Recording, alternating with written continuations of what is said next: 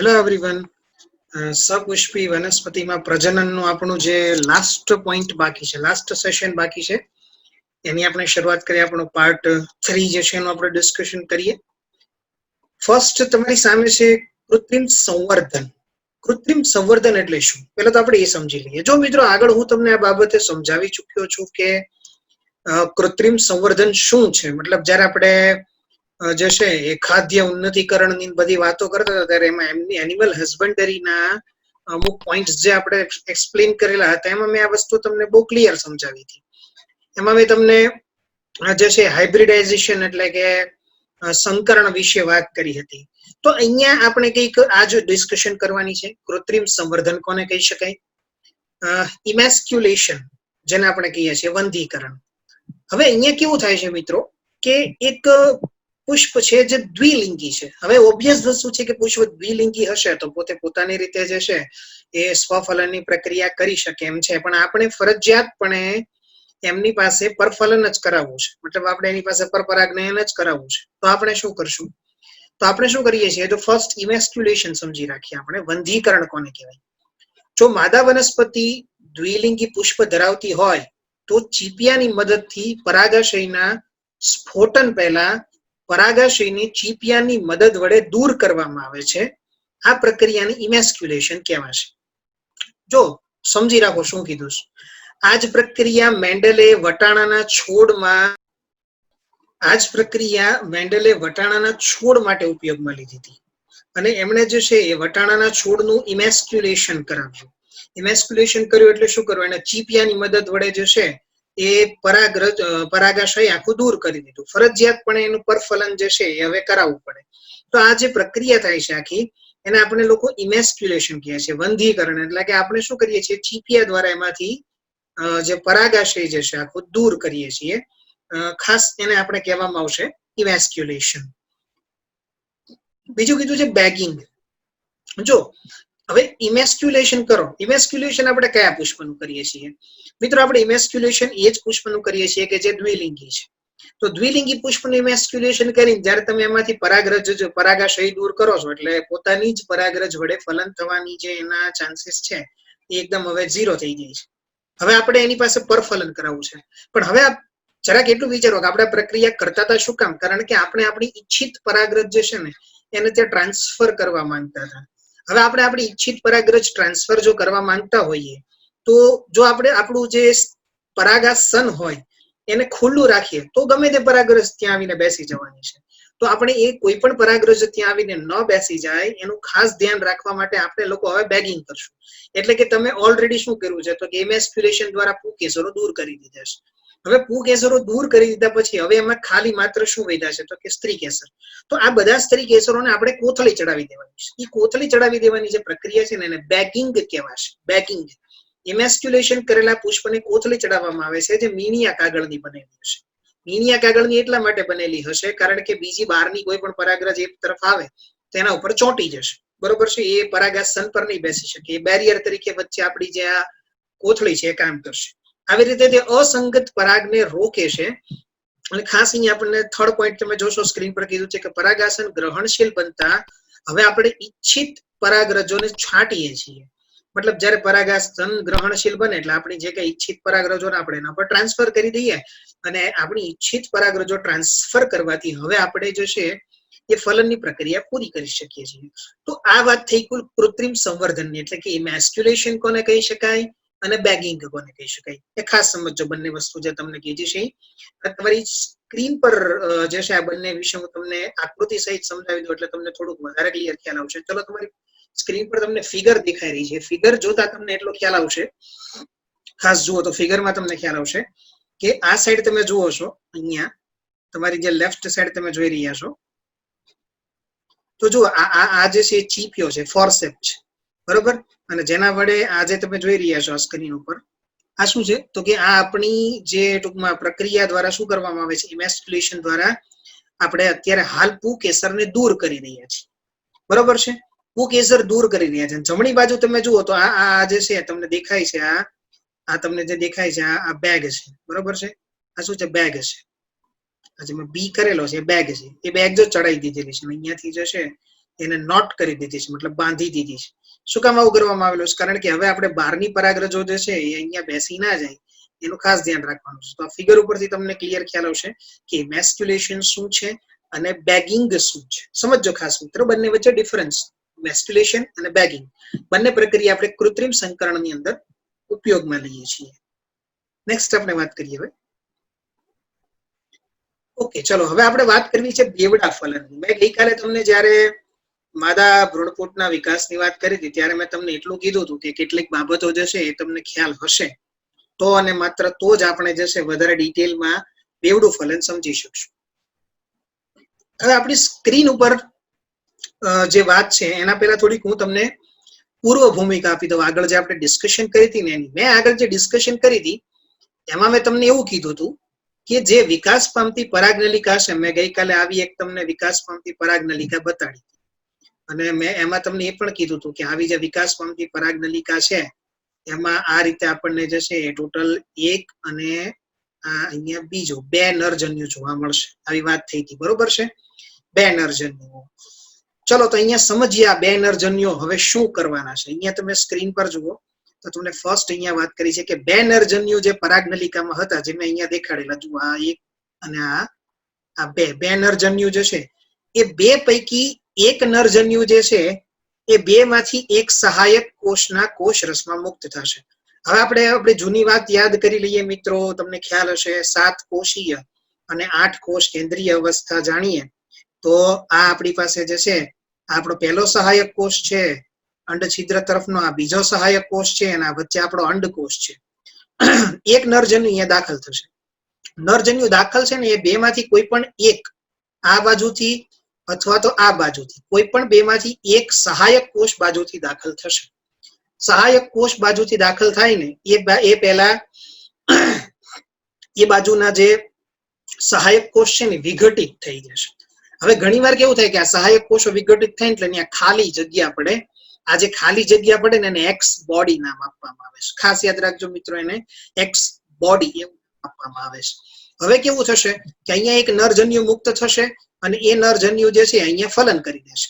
તો અહીંયા અંડકોષનું ફલન થઈ ગયું. તો જો અહીંયા લખેલું છે નરજન્યુ અને અંડકોષનું ફલન થવાથી એક પ્રક્રિયા પૂરી થઈ ગઈ છે. એને આપણે નામ આપેલું છે સંયુગ્મન. સંયુગ્મન પૂરું થઈ ગયું એટલે આપણી પાસે અહીંયા હવે 2n નંબર ધરાવતું જે યુગ્મન જ છે એ અવેલેબલ છે. હવે વાત છે બીજો નરજન્યુ ક્યાં જશે. આપણને એ પ્રશ્ન થાય કે બીજો નરજન્યુ ક્યાં જશે. તો બીજો નરજન્યુ જે છે ને એ હવે મધ્યમાં આપણને ખ્યાલ છે કે 2n જે છે અહીંયા જુઓ તમે, મેં ગઈકાલ તમને કીધું હતું કે દ્વિકીય કોષ કેન્દ્ર ધરાવતો એક કોષ છે, એની સાથે નરજન્યુ ભળી જશે, એક n વધારે ભળશે એટલે આપણને 3n ધરાવતી એક રચના મળશે. કઈ છે? તો કે જો મધ્યમાં ભ્રૂણપુટના દ્વિતીય કોષ કેન્દ્ર સાથે જોડાઈને આપણને પ્રાથમિક ભ્રૂણકોષની રચના બનાવશે. પણ આ પ્રાથમિક ભ્રૂણકોષ જે છે એ 3n છે. એને ઇંગ્લિશમાં નામ આપવામાં આવેલું છે અહીંયા જો તમને સ્ક્રીન પર કીધું છે PEN.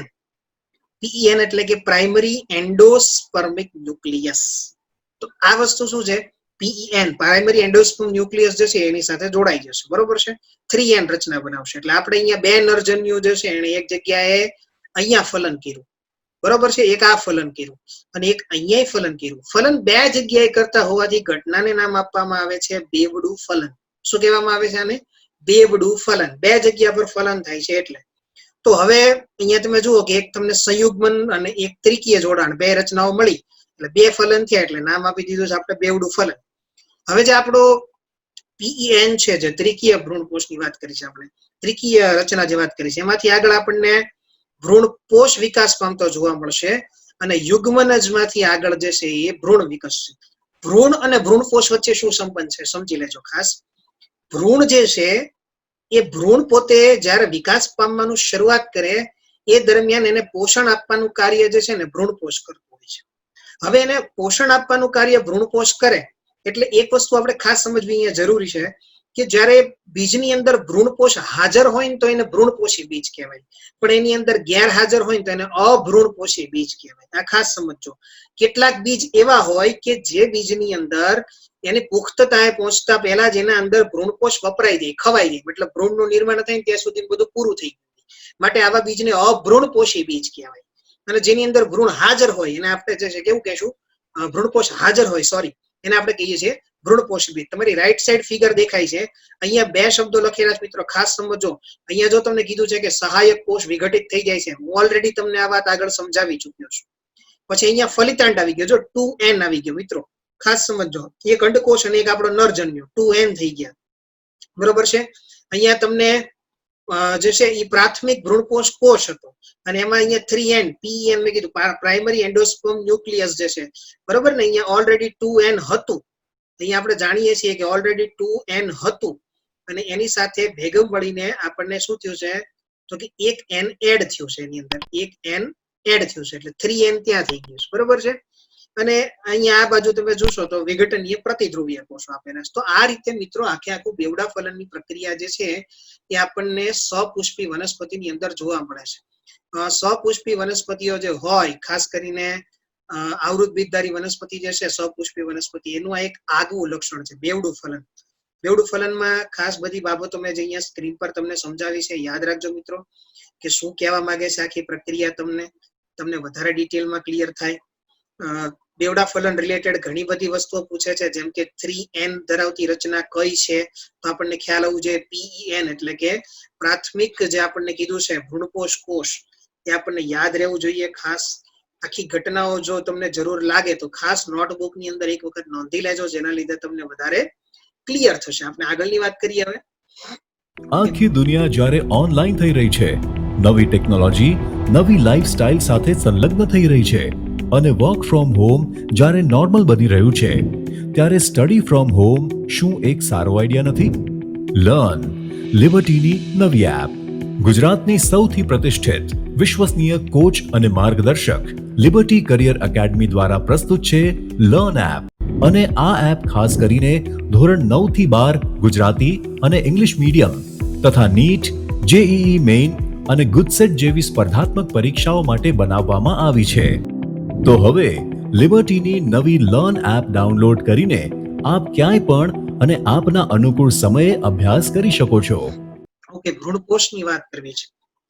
પ્રાથમિક ભ્રૂણપોષ કોષ જે છે એ વારંવાર વિભાજન પામી અને ત્રિકીય પેશીનું નિર્માણ કરે અને વિપુલ પ્રમાણમાં ખોરાકનો સંગ્રહ કરે, તેથી વિકસતા ભ્રૂણને પોષણ મળે. તો આ વાત થઈ ગઈ કોની, તો કે વચ્ચે જે 3n રચના હતી એ હવે ભ્રૂણપોષ તરીકે વિકાસ પામવાની છે.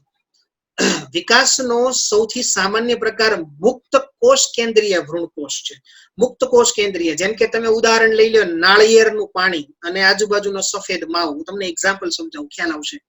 જો આગળ કીધું છે કે PEN જે છે ને વારંવાર વિભાજન પામીને મોટી સંખ્યામાં કોષ કેન્દ્રો સર્જે, જેને મુક્ત કોષ કેન્દ્રીય અવસ્થા કહેવામાં આવે. જો મુક્ત કોષ કેન્દ્રીય અવસ્થા, આપણે જાણીએ છીએ કે કોઈ પણ કોષની અંદર કોષ કેન્દ્ર વિભાજન છે એ થાય ત્યારબાદ ફરજિયાત કોષ રસ વિભાજન થવું જરૂરી છે. જો કોષ રસ વિભાજન નહીં થાય તો કોષ કેન્દ્ર વિભાજન વારંવાર થવાના કારણે બહુકોષ કેન્દ્રીય અવસ્થા જે છે એનું નિર્માણ થશે. તો મિત્રો અહીંયા આ જ વસ્તુ બને છે. અહીંયા આપણે જુઓ કે ત્યારબાદ કોષ દિવાલનું નિર્માણ થવાથી ભ્રૂણપોષ જે છે એ કોષીય બનશે. હવે ભ્રૂણપોષ કોષીય બને, જેમ કે નાળિયેરનું પાણી ને સફેદ માવો આ એક એક્ઝામ્પલ થઈ ગયું છે, બરોબર છે. નાળિયેરનું પાણી જે છે એ આ પ્રકારનું તે મુક્ત કોષ કેન્દ્રીય ભ્રૂણપોષનું ઉદાહરણ આપે છે આપણને. તો એક એક્ઝામ્પલ આપણને પૂછે. અને સાથે બે બીજી બાબતો આપણે સમજવી છે કે ભ્રૂણપોષી બીજ અને અભ્રૂણપોષી બીજ વચ્ચે શું ડિફરન્સ છે. હવે ભ્રૂણપોષી બીજ એને કહેવાશે કે જે બીજ ભ્રૂણપોષ ધરાવે છે, અને અભ્રૂણપોષી બીજ કોને કહેવાય છે, તો કે જે છે ભ્રૂણ ધરાવતું નથી. અને ભ્રૂણ એટલા માટે નથી ધરાવતું કારણ કે એની અંદર એ ભ્રૂણ જે છે એ ઓલરેડી વપરાઈ ગયું છે, મતલબ યુઝ થઈ ગયું છે, એની પાસે હવે કોઈ ચાન્સીસ અવેલેબિલિટીના જે છે એ દેખાતા નથી, માટે આપણે એને નામ આપેલું છે અભ્રૂણપોષી બીજ. તો મિત્રો આ બે વસ્તુ જે છે તમારે એની અંદર ખાસ સમજવાની છે કે શું અહીંયા આપણને આ વસ્તુ સમજાવવા માંગે છે ભ્રૂણપોષી અને અભ્રૂણપોષી બીજ વિશે, બરોબર છે. આઈ હોપ કે તમને બધાને ક્લિયર હશે. ખાસ તો ભ્રૂણપોષી બીજનું જો તમારે એક્ઝામ્પલ લેવું હોય, બરોબર, સંપૂર્ણપણે ભ્રૂણપોષ, જેમ કે દ્વિદળીના બીજ લ્યો ને ભાઈ, તો દ્વિદળીમાં બધા મોસ્ટ ઓફ તમને વટાણા, મગફળી આ બધા અભ્રૂણપોષી બીજ કહેવાય. અભ્રૂણપોષી બીજ વિશે એનું લાક્ષણિક બીજમાં આપણે વાલના દાણાની વાત કરતા હોઈએ છીએ. ભ્રૂણપોષીમાં તમે મકાઈ, દિવેલા, નારિયેળ છે, ઘઉં છે, ચોખા છે, આ બધાનું લઈ શકો. લાક્ષણિક રીતે આપણે મકાઈના બીજની વાત કરતા હોઈએ છીએ, ભ્રૂણપોષી બીજ કહેવાય. એટલે અભ્રૂણપોષીમાં મોસ્ટલી દ્વિદળીય આવતી હોય છે બધી, અને જ્યારે ભ્રૂણપોષીની અંદર જે છે મોસ્ટલી એક દળીની આપણે વાત કરતા હોઈએ છીએ. ખાસ સમજો, એક દળીના બીજ જે છે ને હંમેશા મોસ્ટ ઓફ જે છે ભ્રૂણપોષી જ હોય ને, બાકી એક દ્વિદળીમાં અભ્રૂણપોષી જોવા મળતા હોય છે. તો આટલી વાત થઈ ગઈ આપણા ભ્રૂણપોષ, બરોબર છે. ભ્રૂણપોષની વાત હવે આઈ થિંક બધાને ક્લિયર હશે શું કહેવા માંગુ છું, ભ્રૂણપોષ કેવી રીતે રચના કરે છે. આટલી વસ્તુ ક્લિયર છે. આપણે ડિટેલમાં સમજીએ આગળની વસ્તુઓ. સ્ક્રીન પર તમને આપેલું છે દ્વિદળીનો ભ્રૂણ વિકાસ. હવે જો આપણે એક દળી અને દ્વિદળી બંનેના ભ્રૂણના જે વિકાસ છે એનું ડિસ્કશન કરવાનું છે. પહેલી વસ્તુ સમજો કે અંડછિદ્ર નજીકનો જે દ્વિકીય યુગ્મનજ જે છે ને, દ્વિકીય યુગ્મનજ મતલબ આપણે જાણીએ છીએ કે જે 2n નંબર ધરાવતી રચના થઈ હતી, બરોબર ને, અંડકોષનું ફલન જે આપણા નરજોનીએ કર્યું, અંડકનું ફલન, તો હવે આપણી પાસે દ્વિકીય રચના થઈ, એનો યુગ્મનજ બની ગયો, તો એમાંથી થશે. ભ્રૂણપોષના વિકાસ બાદ જ યુગ્મનજ વિભાજન થાય છે. આ એક બીજી સમજવા જેવી બાબત છે અહીંયા, કે હંમેશા ભ્રૂણપોષ જે છે ને એ વિકસિત થાય ને પછી ભ્રૂણના વિકાસની શરૂઆત થાય. શું કામ આવું? કારણ કે જો ભ્રૂણપોષ જ હાજર નહીં હોય તો વિકાસ પામતા ભ્રૂણને પોષણ કોણ આપશે એ સૌથી મોટો પ્રશ્ન છે. યુગ્મનજ જે છે ને એ વિવિધ આકારમાંથી, મતલબ યુગ્મનજ પૂર્વ ભ્રૂણમાં જાય, વિકસીને ક્રમશઃ ક્યારેક ગોળાકાર, હૃદયાકાર અને છેલ્લે પુખ્ત. તમારી રાઈટ સાઈડ તમે ફિગર જુઓ છો એ તમને આપી છે પુખ્ત ભ્રૂણની રચના, તમને સમજાવેલી છે કે પુખ્ત ભ્રૂણ જે છે એનું સ્ટ્રક્ચર કેવું હોય છે. દ્વિદળીની વાત કરી રહ્યા છીએ મિત્રો આપણે, કેપ્સેલા પ્રકારના ભ્રૂણ વિકાસની વાત કરી રહ્યા છીએ દ્વિદળીની અંદર, બરોબર છે. બીજપત્રો ઉપરનો જે ભ્રૂણધરીનો વિસ્તાર છે ને એને ઉપરાક્ષ કહેવાય, અને નીચેનો જે વિસ્તાર હોય ને એને અધરાક્ષ કહેવાય. ઉપરાક્ષ એટલે કે ઉપરી અક્ષ, જેમાંથી નિર્માણ પામવાની છે, જેને આપણે લોકો મિત્રો પ્રકાંડ અગ્ર કહીએ છીએ. પ્રરોહ તંત્ર જેને તમે લોકો કહો છો, ઇંગ્લિશમાં જેના માટે વર્ડ છે શૂટ સિસ્ટમ. આખી શૂટ સિસ્ટમ જે છે એ ઉપરાક્ષમાંથી નિર્માણ પામશે, જ્યારે નીચેની બાજુ પર તમને અધરાક્ષ આપવામાં આવેલું છે, જેમાં શબ્દ વાપરેલો છે મૂલાગ્ર. અહીંયા તમે અધરાક્ષ જોઈ રહ્યા છો, નીચેનો વિસ્તાર, તો એમાંથી આખું મૂલાગ્ર અથવા તો આપણું જે મૂળ તંત્ર, અથવા તો અંગ્રેજીમાં એના માટે વર્ડ છે રૂટ સિસ્ટમ, એ આખી ડેવલપ પામશે. તો આ બંને જે છે એનું ડેવલપમેન્ટ અહીંથી થશે. અને ઘણીવાર મૂળનો ટોચ હોય ને એના ભાગે એક નાનકડો આપણને કોષથી આવરિત ભાગ જોવા મળે, જેને આપણે લોકો નામ આપીએ છીએ મૂળ ટોપી. સમજો ખાસ, મૂળ ટોપી. તમને રાઈટ સાઈડ અહીંયા તમે ફિગર જુઓ છો, એરો થ્રુ તમને દરેક વસ્તુ એક્સપ્લેન કરું છું કે આ ભ્રૂણાગ્ર કીધો છે તમને, આ બીજપત્રો છે, આ અધરાક્ષ છે, આ ભ્રૂણ મૂળ છે, બરોબર છે. ભ્રૂણ મૂળ છે, આ ભ્રૂણાગ્રનો ભાગ છે જેમાંથી આગળનો ભાગ વિકસિત થશે, અને મૂળ ઉપર આપણને જોવા મળતી આ મૂળ ટોપીની રચના છે. તો આ ખાસ સમજો મિત્રો, અહીંયા તમને આખી રચના સમજાવી છે દ્વિદળીના ભ્રૂણ વિકાસની, કે દ્વિદળીની અંદર ભ્રૂણનો વિકાસ કેવી રીતે થશે. અને એક દળીના ભ્રૂણની વાત કરી છે. એક દળીનો ભ્રૂણ માત્ર એક જ બીજપત્ર ધરાવે છે. દ્વિદળી કેમ કહેવાય? કારણ કે એનામાં બે બીજપત્રો એક ધરીથી જોડાયેલા હોય છે, એટલા માટે. અહીંયા એક જ છે. જેમ કે ઘાસના કુળની તમે ગ્રામીનીમાં આવેલા બીજપત્રને વરુથિકા જ કહેવાય છે, જે ભ્રૂણ ધરીને પાર્શ્વ બાજુ હોય છે. હવે અહીંયા ફિગરની અંદર તમે જુઓ, આકૃતિમાં તમને વરુથિકા જોવા મળી રહી છે, બરોબર છે. સ્ટ્રક્ચર વાઇઝ જે આપણને અહીંયા આપેલું છે વરુથિકા.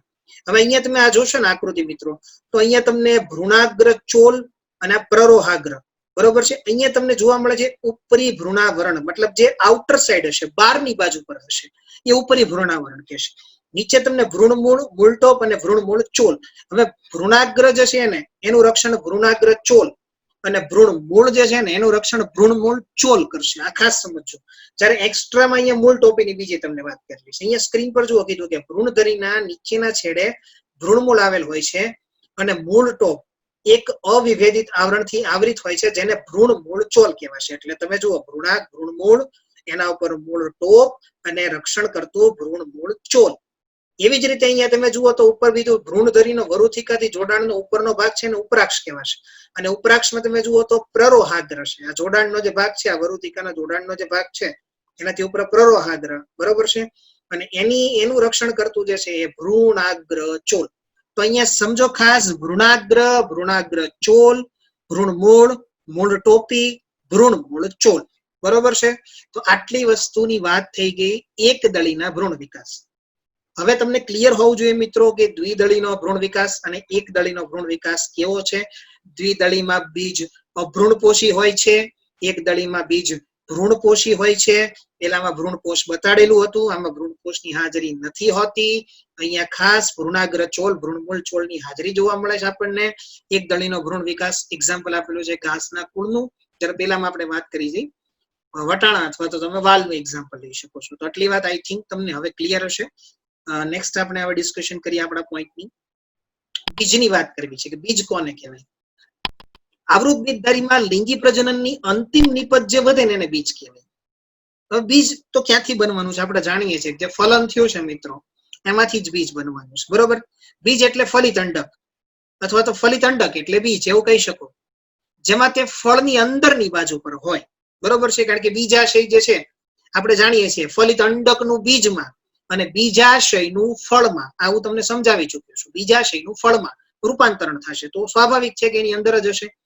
બીજ જે છે એની 3 સ્ટ્રક્ચર ધરાવતું હોય, બીજાવરણ, બીજપત્રો અને ભ્રૂણધરી, બરોબર છે. બીજાવરણ જે છે એ આઉટર સાઈડ હોય એને રક્ષણ આપે. બીજપત્રો 1 અથવા 2 હોઈ શકે. એક દળીમાં એક જ બીજપત્ર હોય, દ્વિદળીમાં આગળ ભણી ગયા છો 2 બીજપત્રો હોય. અને ત્રીજી તમને વાત કરી છે ભ્રૂણધરીની, બરોબર છે. ભ્રૂણધરી એટલે કે એક એવો વિસ્તાર હશે કે જે શું કરશે તો કે મોસ્ટલી એક લાઈન બનાવીને રાખતું હશે, બરોબર છે. એ ભ્રૂણધરી તરીકે ઓળખવામાં આવશે. તો 3 વસ્તુની રચના થઈ. ખોરાકના સંગ્રહ પ્રમાણે જો તમે વાત કરો કે એમ તમે જુઓ કે કેટલાક બીજ જાડા અને ફૂલેલા, જેમ કે શીંબી કુળના કેટલાક બીજ તમને જોવા મળે, બરોબર છે. ખોરાકના સંગ્રહની જો તમે વાત કરતા હો તો અહીંયા તમને બીજ એ પ્રમાણે અભ્રૂણપોષી અને ભ્રૂણપોષી હવે 2 ભાગ પડે છે. આપણે જાણીએ છીએ, આપણે સમજી ગયા છીએ હવે કે અભ્રૂણપોષી બીજ કોને કેવું જોઈએ અને ભ્રૂણપોષી બીજ કોને કેવું જોઈએ, બરોબર છે. અભ્રૂણપોષી બીજ હોય ને એમાં ભ્રૂણપોષ ગેરહાજર હશે, એ વાત ખાસ યાદ રાખજો. કારણ કે ભ્રૂણનો વિકાસ દરમિયાન છે ને એ ભ્રૂણપોષ આખું વપરાઈ ગયું, બાકી નથી રહેતું ત્યાં, માટે એને અભ્રૂણપોષી કહેવાય. વટાણા લઈ લો, મગફળી લઈ લો, બધામાં, બરાબર. જ્યારે ભ્રૂણપોષમાં હજી હાજર હશે એને ભ્રૂણપોષી કહેવાય. તો આટલી વાત થઈ ગઈ બીજ.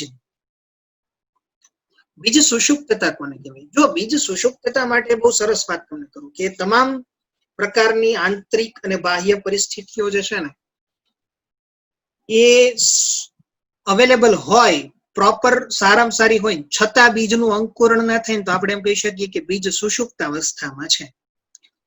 પહેલો પોઈન્ટ આપણને કીધું છે કે બીજાવરણનું નિર્માણ જે છે એ ફલન બાદ અંડકાવરણમાંથી થાય છે. મતલબ અંડકાવરણો આપણે ભણી ગયા છો, અંતઃ અને બાહ્ય અંડકાવરણની મેં તમને વાત કરી ચૂક્યો છું. બીજ સુષુપ્તમાં શું કીધું છે કે યોગ્ય પર્યાવરણીય પરિસ્થિતિઓ અને આંતરિક પરિસ્થિતિઓ જે છે એ હોવા છતાં પણ જો કોઈ બીજ અંકુરણ ન પામે તો એને આપણે લોકો જે છે બીજ સુષુપ્તતા કહીએ છીએ. જો મિત્રો અંડ છિદ્ર જે હોય ને એ બીજની રચના થાય ને ત્યારે કોઈ એક જગ્યા પર નાના છિદ્ર સ્વરૂપે હવે બીજ છિદ્ર તરીકે હાજર, હવે બીજમાં બીજ છિદ્ર તરીકે હાજર હોય. જે અંડ છિદ્ર મેં તમને સમજાવી ચૂક્યો છું એ બીજ છિદ્ર તરીકે હાજર હશે, જે ઓક્સિજન ને પાણીના પ્રવેશને હેલ્પફુલ થાય. હવે શું થાય ખબર છે કે કોઈ પણ બીજ જે છે ને એ એક પ્રકારની પ્રક્રિયા દર્શાવે. તમે ઇમ્બિબિશન, અંતઃચૂષણ ભણી ગયા છો તો અંતઃચૂષણ બાબતમાં તમને એ વસ્તુનો ખ્યાલ છે કે અંતઃચૂષણ ને અંતે જે છે એ ટૂંકમાં બીજ જે છે એ પોતાના આસપાસના વાતાવરણમાંથી પાણીનું શોષણ કરશે, ફૂલશે, બીજાવરણ ફાટશે અને બીજાંકુરણની પ્રક્રિયા થશે. હવે અહીંયા કેટલાક કારણો હોઈ શકે કે જેના કારણે જે છે એ ટૂંકમાં બીજ જે છે એ ઘણી વખત અંકુરણ ન પામે. જેમ કે કેવું કારણ હોઈ શકે તો કે ફર્સ્ટ એક કારણ હોઈ શકે કે ઘણી વખત એમ કહી શકાય કે બીજાવરણ કડક હોય, કડક હોવાના કારણે એ અંકુરણ ન પામી શકે. તો આવા કેસમાં આપણે લોકો શું કરીએ છીએ ખબર છે કે પાતળા કાચ પેપર વડે આખું બીજ જે છે ને ઘસીએ જેથી બીજાવરણ નરમ બને. એક વસ્તુ જાણીએ આપણે બીજી કે ઝિબ્રેલિક એસિડ અને આપણે એબ્સેસિક એસિડ, આ બંને ઝિબ્રેલિક એસિડ અને એબ્સેસિક એસિડ આ બંનેની એકબીજાની છે ને પ્રતિવર્તી ક્રિયાઓ છે, switch on switch off. Automatic જેમાં ઝિબ્રેલિક એસિડનું પ્રમાણ વધારે હોય ને તો બીજાંકુરણની પ્રક્રિયા થાય, પણ જ્યારે ઓટોમેટિક એબ્સેસિક એસિડનું પ્રમાણ વધે ને તો ઝિબ્રેલિક એસિડનું પ્રમાણ ઘટી જાય અને ઝિબ્રેલિક એસિડનું પ્રમાણ ઘટવાના કારણે બીજાંકુરણ થતું નથી. આ એકબીજાની પ્રતિવર્તી ક્રિયાઓ છે. ઝિબ્રેલિક એસિડ વધે તો એબ્સેસિક એસિડ ઘટી જાય, એબ્સેસિક એસિડ વધે તો ઝિબ્રેલિક એસિડ ઘટી જાય, ઝિબ્રેલિક એસિડ વધારે બીજાંકુરણ થશે, ઝિબ્રેલિક એસિડનું પ્રમાણ ઓછું, બીજાંકુરણ નહીં થાય. ક્યારેક કૃત્રિમ રીતે આપણે એને ઝિબ્રેલિક એસિડની ટ્રીટમેન્ટ આપી અને અંકુરણ કરાવી શકીએ જો આપણે કરાવવું હોય તો. અંડક છિદ્રો જે છે એમાં જો આગળ કીધું પુખ્ત બીજ જે છે ને એની અંદર પાણીનું પ્રમાણ કમ્પેરેટિવલી બહુ ઓછું હોય, એટલું જો કે ભાઈ 10 થી 15% જેટલું જ હોય છે, ઘણું બધું ઘટી ગયું. અને સુષુપ્ત બીજ હોય ને એની અંદર ચયાપચયની પ્રક્રિયાઓ એકદમ ડાઉન થઈ ગઈ હોય, મતલબ એમ કહી શકાય કે એ સાવ હવે છે ને નિષ્ક્રિય થઈ ગયું છે. જો અહીંયા લખેલું છે કે નિષ્ક્રિય બનશે, બરોબર છે.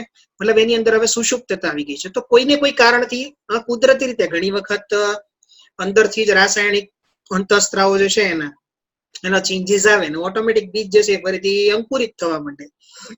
બીજમાં સુષુપ્તતા બંને રીતે નિવારી શકાય, કુદરતી રીતે પણ નિવારણ થાય, કૃત્રિમ રીતે પણ નિવારી શકાય છે. તો આ વાત થઈ ગઈ બીજ સુષુપ્તતાની. એ હોપ કે તમને હવે બધાને ક્લિયર હશે કે બીજ સુષુપ્તતા કોને કહેવાય, બરોબર છે. જેમ છતાં એક આપણી ભાષામાં તમને સમજાવી દઉં એટલે વધારે ક્લિયર થાય કે આપણી પાસે મટીરિયલ અવેલેબલ હોય, આપણા પેરેન્ટ્સે આપણને બહુ સારી સ્કૂલ આપી હોય, આપણને બધી ફેસિલિટીઝ આપતા હોય, જે માગીએ મળી જતું હોય, છતાં પણ આપણા પર્સન્ટેજ ના આવે તો આપણે સુષુપ્ત અવસ્થામાં છીએ એવું કહેવાય. આવું હું એક્ઝામ્પલ દર વખતે મારા સ્ટુડન્ટને આપતો હોઉં છું. એટલે કોઈ સુષુપ્ત અવસ્થામાં હોય તો જાગી જાય એમને ખ્યાલ આવે એટલા માટે, બરોબર છે. નેક્સ્ટ આપણે વાત કરીએ બીજી સુષુપ્તતાનું તમે નિવારણ કેવી રીતે કરી શકો. જો હું તમને ઓલરેડી ઘણી બધી વાત કરી ચુક્યો છું, પણ એક વખત આપણે જે એનસીઈઆરટી ના પોઈન્ટ છે ને એ સમજી લઈએ એટલે ખ્યાલ આવશે. આવૃત બીજધારી વનસ્પતિમાં બીજના ઘણા લાભ છે. જેમ કે બીજ નિર્માણ એ પાણી પર આધારિત છે અને બીજ નવા વસવાટમાં વિકિરણ પામવા માટે વધુ સારું અનુકૂલન દર્શાવે છે. જાતિને પોતાનું પણ જાળવવામાં પણ મદદ કરે છે. નવી જગ્યા ઉપર એનું બીજ જે છે એ પોતાનું અંકુરણ કરી નવી વનસ્પતિઓ ઉગાડી શકે. બહુ મહત્વની બાબત છે. જરૂરિયાત મુજબનો સંગ્રહિત ખોરાક ધરાવતું હોવાથી અંકુરિત ભ્રૂણ જ્યાં સુધી પ્રકાશ સંશ્લેષણ માટે સક્ષમ ન બને ત્યાં સુધી એને પોષણ પૂરું પાડશે. ભ્રૂણ કોષનું કામ શું છે? એને પોષણ પૂરું પાડવાનું, બરોબર. સંગ્રહિત ખોરાક હોય તો એ જ્યાં સુધી પ્રકાશ સંશ્લેષણ માટે સક્ષમ ના બને ત્યાં સુધી એને પોષણ આપવું પડે. કેમ આવું કરવું પડે? કારણ કે એની પાસે કોઈ લીલી વસ્તુ તો છે નહીં ને, ગ્રીન પાર્ટ તો છે નહીં કે જેમાં એની પાસે અત્યારે ઓલરેડી ઘણા એમ કહી શકાય હરિત કણો અવેલેબલ હશે જેના કારણે પ્રકાશ સંશ્લેષણ કરી શકે. બીજાવરણ સખત હોવાથી મેં આ તમને કીધું, બરોબર છે. ઘણી વાર બીજાવરણ સખત હોય આપણે કાચ પેપરથી એને નરમ કરી શકીએ. બીજ લિંગી પ્રજનનની પેદાશ હોવાથી નવા જનનિક સંયોજનો સર્જી અને ભિન્નતા તરફ દોરી જાય છે. બીજ આપણી કૃષિનો પાયો છે અને પુખ્ત બીજનું જલરહિત થવું અને ખાસ કરીને એની જે છે એ પુખ્તતા પ્રાપ્ત કરવી એ બીજનો સંગ્રહ કરવા માટે જરૂરી બાબતો છે. મેઇન વસ્તુ અહીંયા સમજવા જેવી એ છે કે કેટલાક બીજો એવા હોય છે કે એનો સમગ્ર વર્ષ દરમિયાન તમે જે છે એ સંગ્રહ કરીને ખોરાક તરીકે ઉપયોગ કરી શકો છો. પછીના વર્ષોમાં પાક માટે પણ ઉપયોગ કરી શકો છો, લાંબા સમય માટે. પણ બીજ સુષુપ્તતા નિવારણ મેં કીધું કે કેમિકલ રીતે કરી શકાય, ભૌતિક રીતે કરી શકાય, કુદરતી રીતે પણ થતી હોય છે. સમજી રાખજો મારી વસ્તુ ખાસ, બરોબર છે. હવે બીજની જીવિતતાની મારે વાત કરવી છે તમારી સાથે કે બીજની જીવિતતા શું દર્શાવે છે. જો કેટલાક બીજ થોડા મહિનાઓ માટે પોતાની જીવિતતા ગુમાવે છે, બરોબર છે. મોટા ભાગની જાતિઓમાં બીજ વર્ષો સુધી જીવંત રહેતા હોય છે. કેટલાક ટાઈમ માટે ગુમાવી દે, મતલબ એક શોર્ટ પીરિયડ હોઈ શકે. કેટલાક બીજ 100 વર્ષો કરતા પણ વધુ સમય માટે જીવંત રહેવા માટે સક્ષમ છે. આ બહુ મહત્વની બાબત છે કે કેટલાક બીજ હોય એ લાંબા, જેમ કે તમે સૌથી જૂનું બીજ જે છે લ્યુપાઇન્સ નું છે, બરોબર. જેને લ્યુપિનસ આર્કટિકસ કીધું છે એ નામની વનસ્પતિ આર્કટિક ટુન્દ્રમાં થતી વનસ્પતિ કે 10,000 વર્ષ જૂના બીજ અંકુરિત થયાના અને પુષ્પ ઉત્પન્ન થયાના પુરાવાઓ છે. આજથી 10,000 વર્ષ પહેલા જૂનું બીજ હોય અને એ બીજ અંકુરિત થયા હોય ને એના પુરાવા છે. તો આના ઉપરથી તમે એક અંદાજ લગાવી શકો છો મિત્રો કે બીજની જીવિતતા કેટલી હોઈ શકે. અહીંયા આગળની જ વાત હું તમને કરી ચૂક્યો હમણાં 1 જ મિનિટ પહેલા મેં તમને વાત કરી સ્ક્રીનમાં કે બીજ કેટલાક બીજનો ઉપયોગ જે છે આવતા વર્ષે પાક લેવા માટે પણ થાય છે એની પછા. અને હવે તો આપણે લોકો બહુ સારી રીતે બીજ નિધિ જેને કહેવાય, બરોબર ને, બીજ બેંક, સીડ બેંક ડેવલપ કરી દીધી છે. જે આપણે લોકો પ્રવાહી નાઇટ્રોજનની હાજરીમાં -196 ડિગ્રી સેન્ટીગ્રેડ જે છે એના તાપમાનની અંદર આપણે શું કરીએ છીએ કે આ બીજને જે છે સાચવી રાખીએ છીએ. મતલબ તમે ધારો એટલા વર્ષો સુધી એને સાચવી શકો છો. પુરાતત્વ ઉત્ખનન દરમિયાન મૃત સમુદ્ર જે છે, ડેડ સી, તમે સાંભળેલું હશે નામ. ડેડ સી જે છે બહુ એવો ખારો સમુદ્ર છે કે જ્યાં માણસ તરવા જાય તો માણસ ડૂબતો નથી, એની ડેન્સિટી જેટલી. ખાસ સમજો.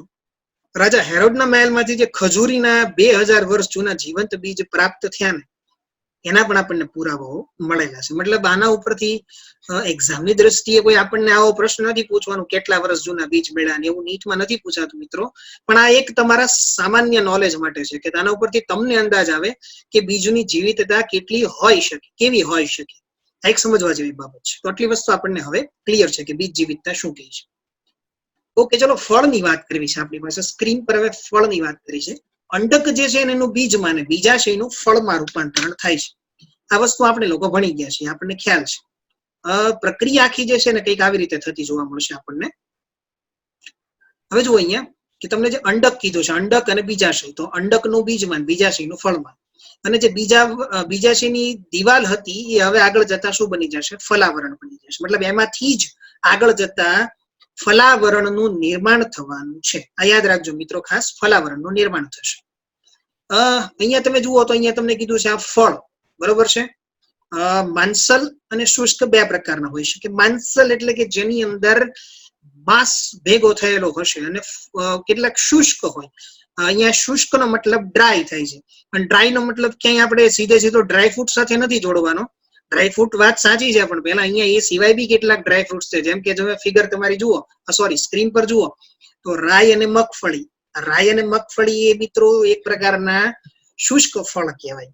હા, મતલબ એકચ્યુઅલી ટમેટા જે છે એક પ્રકારનું ફ્રૂટ જ છે, આપણે જાણીએ છીએ. હા, વેજીટેબલ્સમાં આપણે લઈએ છીએ, પણ એને ફ્રૂટ કહેવાય.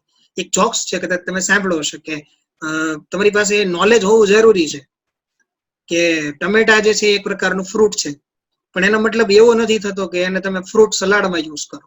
બરોબર છે? ફ્રૂટ સલાડની અંદર ક્યારેય ટમેટા ના નાખી શકે, ફ્રૂટ હોવાને લીધે, ફ્રૂટ હોવા છતાં પણ. તો એક બહુ સમજવા જેવી બાબત છે. અહીંયા તમને સેકન્ડ વસ્તુ જે કીધી છે, જે માંસલ, બરોબર છે. એમાં જો માંસલ એટલે કે જે ફ્લેશી ફૂડ કહેવાય. ફ્લેશી એટલે કે જેનામાં ફ્લેશ ભરેલું હોય, મતલબ એકદમ માંસલ, બધા એમ કહી શકે કે રસ ભરેલું હોય ને એવું. નારંગી છે, કેરી છે, કે પછી તમે લીચી લઈ લ્યો, આ બધા જે છે એ માંસલ ફ્રૂટ કહેવાય, એકદમ દળદાર હોય. બરોબર છે? ઓકે, તો આટલી વાત થઈ ગઈ અહીંયા. હવે તમને કીધું છે કૂટ ફળ, ફોલ્સ ફ્રૂટ કહેવાય. આ ફ્રૂટ વિશે થોડુંક આપણે વધારે ડિટેલમાં જ્યારે આપણે વનસ્પતિ વિશે અને બાહ્યાકાર વિદ્યાનું ડિસ્કશન કરશું ત્યારે હું થોડું તમને ડિટેલમાં ડિસ્કશન કરીશ. અહીંયા પણ ડિટેલમાં જ આપેલું છે, પણ ત્યારે વધારે ડિટેલમાં જોઈશું. કૂટ ફળ કોને કહેવાય? કૂટ ફળ એટલે કૂટ એટલે કે ખોટ, ફોલ્સ ફ્રૂટ કોને કહેવાય છે?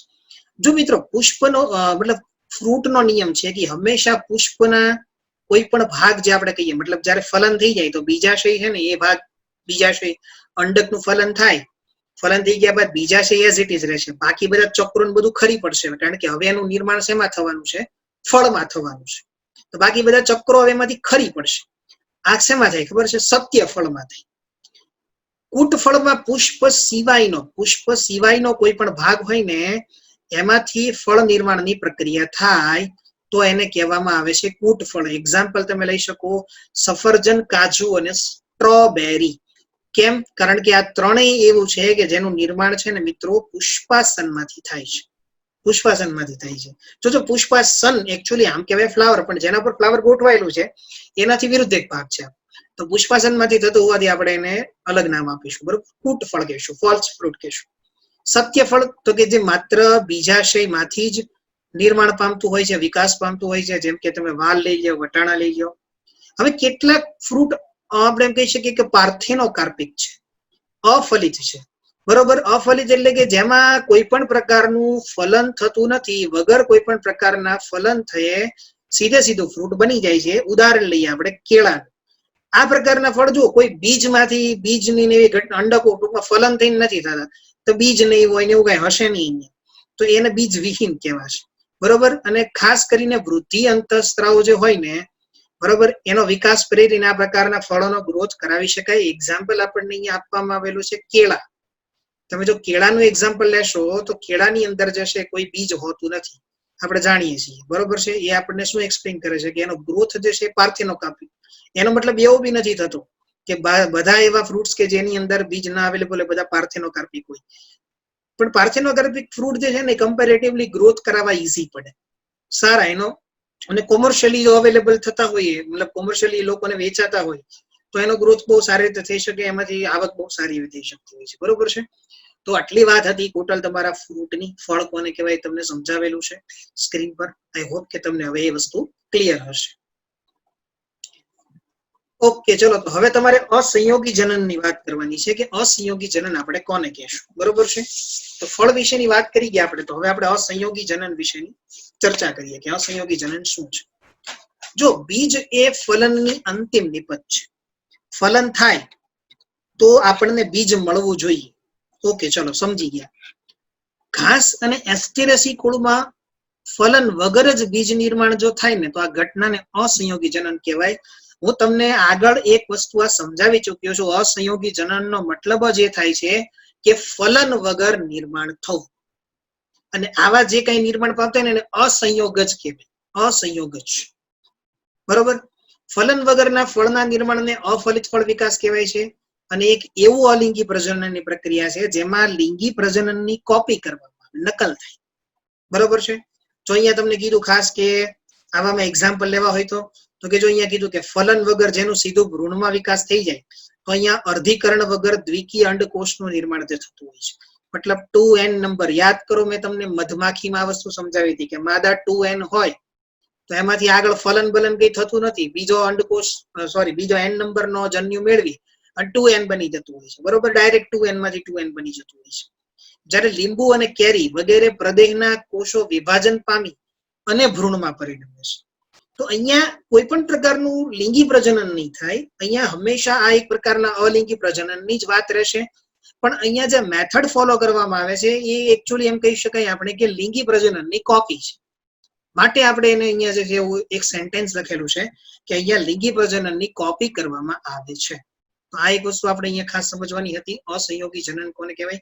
અસંયોગી જનન અલગ અલગ રીતે ઘણી બધી જગ્યાઓ પર આપણને એક જ બાબત એક્સપ્લેન કરેલી છે. મતલબ હવે આપણી માટે નવું ના હોવું જોઈએ. ખાસ સમજો મિત્રો, અસંયોગી જનન કોને કહી શકાય. બરોબર છે. નેક્સ્ટ આપણે વાત કરીએ હવે એનું મહત્વ કીધું છે. હવે જુઓ, મહત્વ હું તમને એમ થાય કે અસંયોગી જનન શા માટે જરૂરી છે. હવે દર વર્ષે ખેડૂતો કંઈક નવા હાઇબ્રિડાઇઝેશન કરે તો મતલબ હાઇબ્રિડાઇઝેશન ની બહુ ખર્ચાળ પદ્ધતિ છે. મતલબ દર વર્ષે હાઇબ્રિડાઇઝેશન કરીને નવા બીજ વિકસાવવા એ તો બહુ મોંઘી વસ્તુ થઈ ગઈ. તો શું થઈ શકે? તો કે જો આગળ કીધું કે ખેડૂતો દ્વારા દર વર્ષે નવી સંકર જાતોનું ઉત્પાદન જે છે ને ખૂબ ખર્ચાળ છે. તો આપણે શું કરી શકીએ?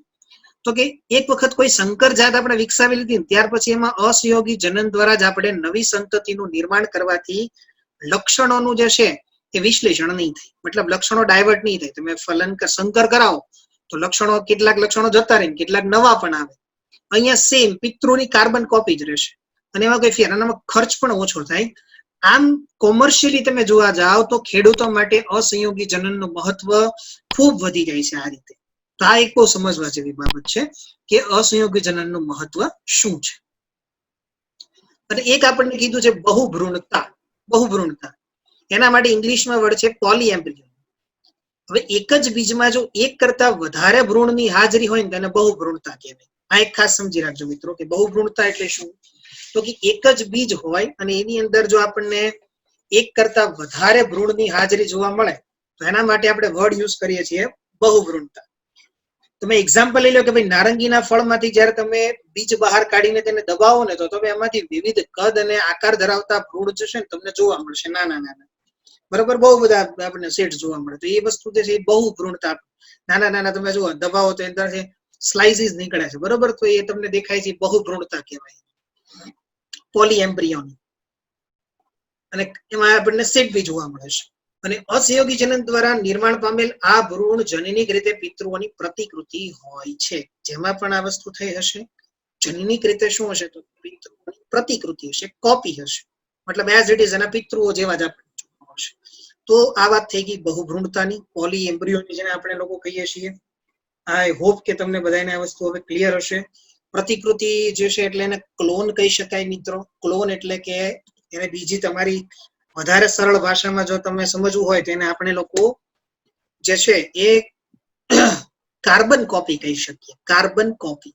બરોબર છે. તો કુલ ટોટલ આટલી વાત હતી. લાસ્ટના થોડાક ટોપિક તમારી સાથે ડિસ્કશન કરવાના મારે બાકી હતા. હું અહીંયા કમ્પ્લીટ કરું છું આપણું ચેપ્ટર. એનસીઈઆરટી માંથી મોસ્ટલી દરેક પોઈન્ટ કવર થાય એ રીતે જ આપણે ડિસ્કશન કરેલ છે. નીટ સાથે ખાસ આ ચેપ્ટર બહુ ઇમ્પોર્ટન્ટ છે. 4 માર્ક માટે બહુ મતલબ 4 ક્વેશ્ચન માટે અને 16 માર્ક માટે આપણે આઈએમપી કહી શકાય. આ ચેપ્ટરને 4-5 ક્વેશ્ચન પૂછાતા હોય છે દર વર્ષે. તો આ ચેપ્ટર આપણે ખાસ પ્રિપેર કરશું એના માટે. Thank you. આખી દુનિયા જ્યારે ઓનલાઈન થઈ રહી છે, નવી ટેકનોલોજી નવી લાઈફસ્ટાઈલ સાથે સંલગ્ન થઈ રહી છે અને વર્ક ફ્રોમ હોમ જ્યારે નોર્મલ બની રહ્યું છે, ત્યારે સ્ટડી ફ્રોમ હોમ શું એક સારો આઈડિયા નથી? લર્ન લિબર્ટીની નવી એપ. ગુજરાતની સૌથી પ્રતિષ્ઠિત વિશ્વસનીય કોચ અને માર્ગદર્શક લિબર્ટી કરિયર એકેડમી દ્વારા પ્રસ્તુત છે લર્ન એપ. લર્ન એપ આપને ઘરે બેઠા કોચિંગ ક્લાસમાં મળતું શિક્ષણ પૂરું પાડે છે અને આ એપ ખાસ કરીને ધોરણ 9 થી 12 ગુજરાતી અને ઇંગ્લિશ મીડિયમ તથા નીટ, જેઈઈ મેઇન અને ગુજસેટ જેવી સ્પર્ધાત્મક પરીક્ષાઓ માટે બનાવવામાં આવી છે.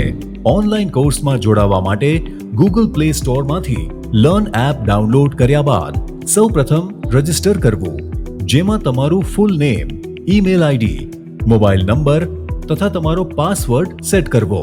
હવે આપને મોબાઈલ પર SMS દ્વારા OTP મળશે તથા ઈમેલ આઈડી પર આવેલ કન્ફર્મેશન લિંકમાંથી તમારું અકાઉન્ટ વેરીફાઈ કરાવવું. ત્યારબાદ એપ્લિકેશનમાં તમારા ઈમેલ આઈડી તથા પાસવર્ડથી લોગિન કરવાનું રહેશે. લોગિન થયા પછી હોમ પેજમાં સૌપ્રથમ આપનું ધોરણ સિલેક્ટ કરો. તેમાં સિલેક્ટ કરવાથી આપને બેચની વિગતો ઉપરાંત ક્લાસીસ, ટેસ્ટ્સ, સ્ટડી મટીરિયલ તથા બીજી વિશેષ માહિતી જોવા મળશે. એક વખત આ પ્રક્રિયા પૂરી થયા પછી બાય નાવ બટન ક્લિક કરીને આપેલ પેમેન્ટ ઓપ્શન્સમાંથી કોઈ પણ ઓપ્શન જેવા કે ડેબિટ કાર્ડ, ક્રેડિટ કાર્ડ અથવા ગૂગલ પે સિલેક્ટ કરીને તરત જ એનરોલ કરી શકો છો. હવે આપની નક્કી કરેલી બેચ ખુલશે. નમસ્તે વિદ્યાર્થી મિત્રો. અને અનુકૂળતા પ્રમાણે આપ નિષ્ણાંત શિક્ષકો દ્વારા સમજાવવામાં આવેલ લેક્ચર સેશન્સ જોઈ શકો છો. આ લેક્ચરને વધુ સમજવા માટે PDF મટીરિયલ્સ ડાઉનલોડ કરી શકશો. એક વખત વિષય સમજી લીધા પછી ચેપ્ટર વાઇઝ ક્વિઝ આપીને પોતાની વિષય સમજ ચકાસી શકો છો. અને જો ક્યાંક આપને કોઈ સમસ્યાનો ઉકેલ ના મળે તો ચિંતા ના કરશો.